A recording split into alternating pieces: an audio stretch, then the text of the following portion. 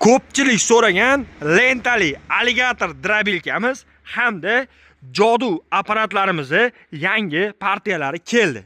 Shu munosabati bilan lentali alligator drabilkamizni hamda jodu apparatimizni sizlarga hozir narx-navosini, ma'lumotlari bilan tanishtirib o'taman va videoni oxirigacha ko'radigan bo'lsangiz, videoni oxirida bu drabilkalarimizni o't maydalayotgan jarayonini qo'yib beraman. Video foydali bo'ladigan bo'lsa, bitta like tugmasini hozirroq bosib qo'yishni unutmaysizlar. Bo'lmasa, ma'lumotlarni berishni boshladik. Birinchi bo'lib, ko'pchilik so'ragan o'sha lentali alligator drabilkamizni eng uzun varianti, Bruce Saysonli variantini sizlarga tanishtirib o'taman.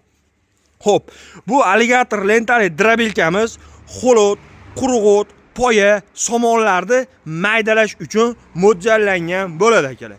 Ishlash prinsipi, xo'p, bu tomondan xolot, qurg'ut, poyalarni solsanglar, lentasi yordamida o'zi avtomatik tortib, ikkita shinek yordamida ichkariga tortib olganidan keyin 6 ta mana shunaqa original pechatlari bor pichoq yordamida o'tni maydalab, orqasidagi akalar 14 qatorli pichoqlar yordamida o'rtasidan bo'lib, o'tni orqa tomondan chiqazib beradi. Ko'pchilik joylarda mana shu alligator drabilkalarni olayotganda ukam qatiga ahamiyat berish kerak deganlar uchun eng ahamiyat beradigan joyi mana shu orqa tomondagi akalar pichoqlari bo'ladi. Agar mana shu pichoqlarni ko'pini oladigan bo'lsangiz, siz o'tda juda ham yaxshi mayin chiqazib oladigan drabilka olgan bo'lasiz. Masalan, buniki qatori 14 qator qilib qo'yilgan bo'ladi. Shuni hisobiga o'tda juda ham mayin chiqazib beradi akalar. Va chorvada ham atxot chiqmaydigan bo'ladi. Xo'p, ishlash prinsipini tushuntirib o'tdim. Bu tomonda skoroslari o'rtada xalastoy, ikkita chekkada yiriroq, maydaroq qilib chiqarish uchun skoroslari qo'yilgan. Ramalari eng qalin baquvvat ramalardan qo'yilgan model hisoblanadi. Pachimlilari ham katta 204 lik katta pachimlidan qo'yilgan. Tevalari maslinli bo'ladi pachimlilar akalar. Xo'p, harakatlari elektrichskiy motor qo'yilgan. Bu motorlarda 2 kilovatdan 10 kilovatgacha istalgan motoringizni qo'yib beraveramiz. Uyingizdagi tokingizni past balandligiga qarab motor moslab beraveramiz. Motorni tokka suqqaninglardan keyin cheres remen orqali ichkaridagi pichoqlarni aylantirib o'tni maydalab beradi. Bu lentali drabilkamiz eng qalin varianti hisoblanadi.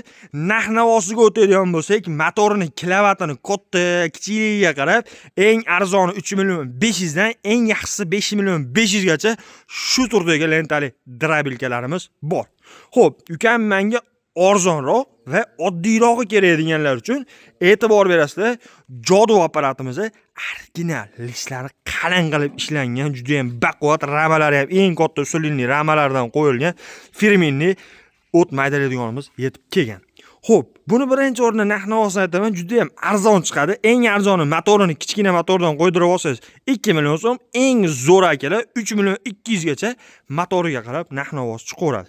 Xo'p, bu tomonidan xolot, qurg'ut, poyani solasiz, o'zi o'tni avtomatik tortadi va tortib olgan o'tini ikkita shinek yordamida ichkariga oladi va 6 ta pichog'i yordamida o'tni maydalab, orqa tomondan otib chiqazib beradi. Harakati buniki ham elektrichskiy motor ishga tushgandan keyin cheres remen orqali ichkaridagi pichoqlarni aylantirib beradi akalar. Bu tomonda skoroslari o'ng tomonga qo'ysangiz tezroq, chap tomonda sekinroq aylanib o't qirqib beradi akalar. Ishlash prinsipi juda ham oddiy. Endi bitta ishlash jarayonini o't maydalayotganini ko'ramiz va kimga shu turdagi drabilkalar kerak bo'lsa, ekranga nomer qoldirdim, aloqaga chiqsanglar, kelishtirib arzonroq ham qilib beraveramiz. E'tiborlaringiz uchun rahmat. Joninglar sog' bo'lsin. Bitta ishlayotganini ko'ramiz qani. Ketdik.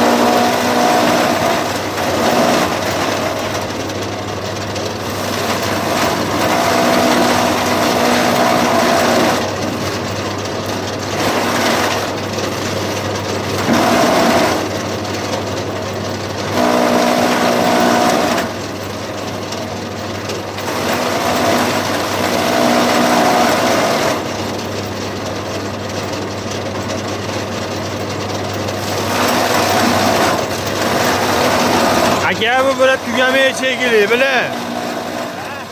Tugamaydi-yu, bu o'tish bilan zahiba. Ha, klient olmaydigan bu joduni bilan.